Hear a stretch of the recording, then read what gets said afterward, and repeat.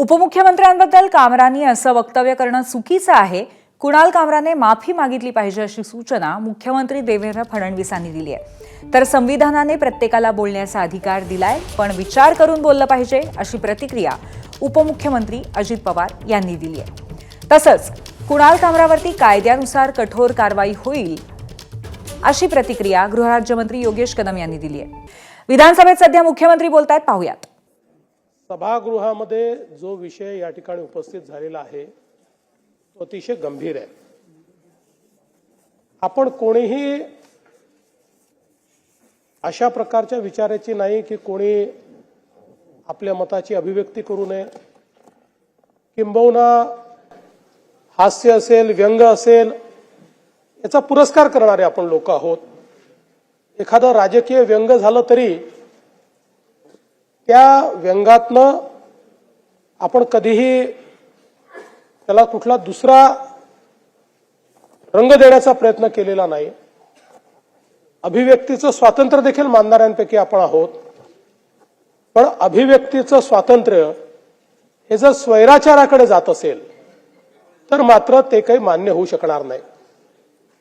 खरं म्हणजे हा जो स्टँडअप कॉमेडियन आहे कुणाल कामरा, याचा जर आपण पूर्व इतिहास बघितला तर देशातल्या उच्चपदस्थ लोकांच्या संदर्भात, मग ते प्रधानमंत्री असो की मुख्य न्यायाधीश असो किंवा वेगवेगळे न्यायाधीश असो किंवा न्याय व्यवस्था असो, यांच्या संदर्भात अत्यंत खालच्या दर्जाचं बोलणं, न्याय व्यवस्थेवर विश्वास राहणार नाही अशा प्रकारचं बोलणं, याची कार्यपद्धती आहे. मुळात या व्यक्तीला एक प्रकारे कॉन्ट्रोवर्सी तयार करून प्रसिद्धी मिळवण्याचा हव्यास आहे. आणि अशा या हव्यासातून ज्या प्रकारे राज्याचे माजी मुख्यमंत्री आणि विद्यमान उपमुख्यमंत्री माननीय एकनाथराव शिंदेजी यांना टार्गेट करत अतिशय खालच्या दर्जाची कॉमेडी करण्याचा त्यांनी प्रयत्न केला. खरं म्हणजे या कामराला हे माहिती पाहिजे की 2024च्या निवडणुकीने जनतेनेच हे ठरवून दिलं कोण खुद्दार आहे आणि कोण गद्दार आहे. हा काय महाराष्ट्राच्या जनतेपेक्षा मोठा आहे का?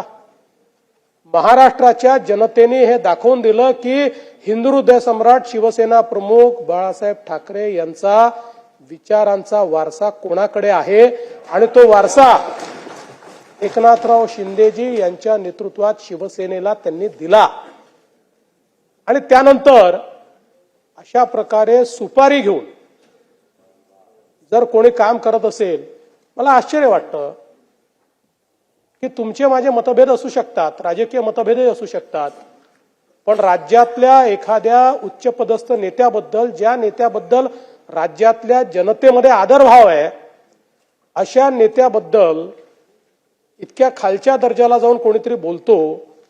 आणि त्या ठिकाणी आमच्या समोरच्या बाकावरचे काही लोक हे तात्काळ त्याच्या समर्थनार्थ उभे राहतात.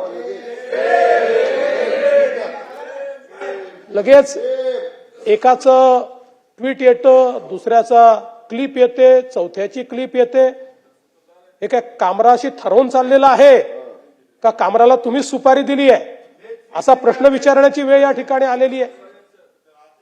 आणि अशा प्रकारे मला तर आश्चर्य वाटतं की हा कामरा, ते राहुल गांधी छोटं एक लाल संविधान घेऊन फिरतात, त्या संविधानासहित त्यांनी स्वतःचा फोटो ट्विट केलाय. तरी संविधान जर त्यांनी वाचलं असतं ना तर अशा प्रकारचा स्वैराचार केला नसता. संविधानाने प्रत्येकाला अभिव्यक्तीचं स्वातंत्र्य दिलंय. हे स्वातंत्र्य अबाधित आहे, हे अमर्याद आहे. तथापि त्याची मर्यादा काय आहे तर ज्या क्षणी तुम्ही दुसऱ्याच्या स्वातंत्र्यावर घाला घालता त्या क्षणी तुमचं स्वातंत्र्य त्या ठिकाणी मर्यादित होतं. ही मर्यादा ठरलेली आहे त्याची. आणि म्हणून तुम्हाला कोणाला अशा प्रकारे अपमानित करण्याचा अधिकार नाही आहे. ज्या प्रकारे त्यांनी हे अपमानजनक शब्द वापरले आहेत त्यांनी करावी ना, माझ्यावर करावी, शिंदे साहेबांवर करावी, आमच्यावर कविता करावी, आमच्यावर राजकीय व्यंग्य करावं, आम्ही टाळ्या वाजवून दाद देऊ. पण अशा प्रकारे सुपाऱ्या घेऊन या ठिकाणी जर कोणी अपमानित करत असेल तर त्यांच्यावर कारवाई केलीच जाईल. सोडण्याचं कारण नाही आहे. आणि मग मी सगळ्यांना सांगतो, छात्या बडवू नका. अभिव्यक्तीचं स्वातंत्र्य चाललंय, संविधानाच्या विरोधात चाललाय, हे छाता बडवणाऱ्यांना मी स्पष्टपणे सांगू इच्छितो, या गोष्टी या महाराष्ट्रात आम्ही सहन करणार नाही. काहीही झालं तरी देखील अशा प्रकारे विनाकारण प्रसिद्धी मिळवण्याकरता सुपाऱ्या घेऊन बोलणारे हे जे लोक आहेत, यांना कुठेतरी धडा शिकवावाच लागेल. महाराष्ट्राचं मानसिक स्वास्थ्य खराब करण्याचं काम ही मंडळी करतायत. मी पुन्हा एकदा सांगतो, स्टँडअप कॉमेडी आम्हाला आवडते. आम्ही स्टँडअप कॉमेडी पाहणारे लोक आहोत, त्याला दाद देणारे लोक आहोत. पण त्याच्या नावाखाली जसं मध्यंतरीच्या काळामध्ये त्या अलाहाबादियांनी ज्या प्रकारचं स्टेटमेंट दिलं, रणवीर अलाहाबादियांनी, हे असल्या गोष्टी आम्ही सहन करणार आहोत. आई वडिलांच्या संदर्भात इतकं घाणेरडं घृणास्पद अशा प्रकारचं स्टेटमेंट हे लोक देतील आणि कुठल्या तरी OTT प्लॅटफॉर्मच्या माध्यमातून असल्या गोष्टी चालवतील. म्हणून मी सांगितलं, स्वातंत्र्याचा स्वैराचार झाला आणि आपण जर चूप बसलो तर आपल्या पुढच्या पिढ्या आपल्याला माफ करणार नाही. हा स्वैराचार होऊच द्यायचा नाही. आणि म्हणून या संदर्भात निश्चितपणे जी काही कायदेशीर कारवाई, कडक कायदेशीर कारवाई करता येईल ती कारवाई केलीच जाईल. त्यामध्ये कुठल्याही परिस्थितीमध्ये कोणीही कितीही दबाव आणला आणि कितीही हे जे काही लेफ्ट लिबरल आता विचार तयार झालेले आहेत, त्याला अर्बन नक्षल म्हणा, लेफ्ट लिबरल म्हणा, हे सारखेच आहेत, की ज्यांचा उद्देश एकच आहे की समाजातल्या मानकांना अपमानित करणं, देशातल्या संस्थांना अपमानित करणं, देशांच्या इन्स्टिट्यूशनवरनं लोकांचा विश्वास उठला पाहिजे अशा प्रकारची वक्तव्य देणं, अशा प्रकारचं काम करणारे हे जे लोक आहेत यांना कुठल्याही परिस्थितीत सोडता कामा नये. आणि म्हणून या संदर्भात मी सभागृहाला आश्वस्त करतो, कठोरात कठोर कारवाई ही निश्चितपणे केली जाईल. एबीपी माझा, उघडा डोळे बघा नीट.